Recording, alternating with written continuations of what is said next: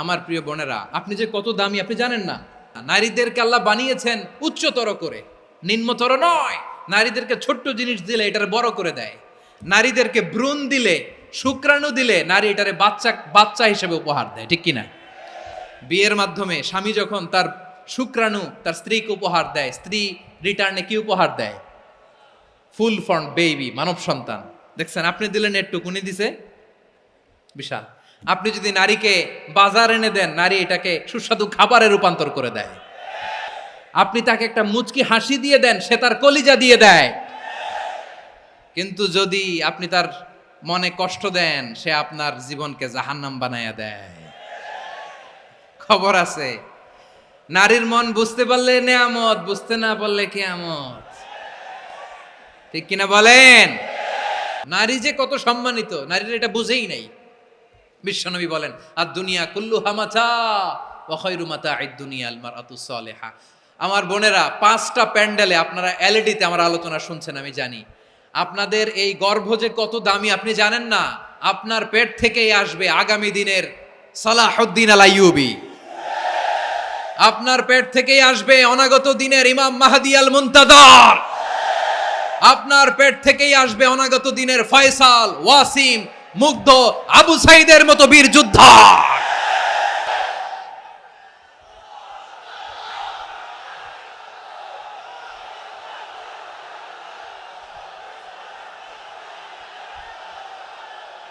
আমার প্রিয় বোনেরা, আমার প্রিয় বোনেরা, বিশ্বনবীর কথার ওজন খেয়াল করেন। আর দুনিয়া কুল্লুহা মাতা ওয়া Khairu মাতা'আদ দুনিয়াল মারআতুস Saliha.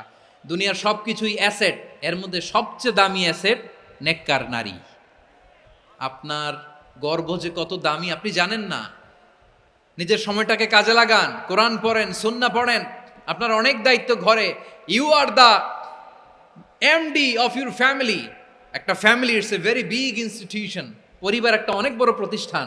And you are the MD of your institution. আপনি এই পরিবারের MD, managing director of your family. এখানে আপনার কত দায়িত্ব। আপনি ছেলেমেয়েদেরকে তারবিয়া করবেন। আপনি আপনার স্বামীর জন্য ঘরটার জান্নাতের নীর বানাবেন। আপনার জন্য জান্নাতের ডুপ্লেক্স বাড়ি ওইখানে তৈরি করে রাখবে কে? আপনি যে কত দামি আপনি জানেন না। নারীদেরকে আল্লাহ বানিয়েছেন উচ্চতর করে, নিম্নতর নয়। আমার প্রিয় বোনেরা, আপনি যে কত দামি আপনি জানেন না। জানেন না আপনি কত দামি, অনেক দামি আপনি। আপনাদেরকে যেন ভোগের সস্তা পণ্য বানাতে না পারে, আপনাদেরকে সচেতন থাকতে হবে, সজাগ থাকতে হবে, কনসার্ন থাকতে হবে। শয়তানের ওই হাতছানির দিকে আর নজর দেওয়া যাবে না। তাহলে কেন আল্লাহ তাআলা এই ফাহশা, অশ্লীলতাকে হারাম করলেন? 1 নাম্বার, এতে হিউম্যান ডিগনিটি কমে। 2 নাম্বার, এতে মানুষের অধিকার নষ্ট হয়। আপনি বিয়ে করেছেন, এরে পরকিয়া করেন, ওর সাথে এরকম আছে না নাই? স্ত্রীর অধিকার নষ্ট করেছেন। আপনি বিবাহ সম্পর্কে আবদ্ধ হয়েছেন তার সাথে, আপনি পরকিয়া করেন ওই ছেলের সাথে, আপনি আপনার হাজবেন্ডের সাথে বিট্রে করেছেন। এজন্য আল্লাহ অশ্লীলতাকে হারাম করেছেন। অশ্লীলতাকে হারাম করার আরেকটা কারণ হচ্ছে আল্লাহ তাআলা এই হিউম্যান জেনারেশনকে এটাকে প্রিজার্ভ করতে চায়। হিফজুন নাসল, এটা মাকাসিদুশ শরিয়ার অনেক গুরুত্বপূর্ণ একটা মাকাসিদ, অনেক গুরুত্বপূর্ণ। আপনার নাসল, আপনার জেনারেশনকে সংরক্ষণ করা। এই যে আসতেছে ফেব্রুয়ারি, কত ফেব্রুয়ারি জানো? এটা কি বিশ্ব ভালোবাসা দিবস? হ্যাঁ, কি দিবস?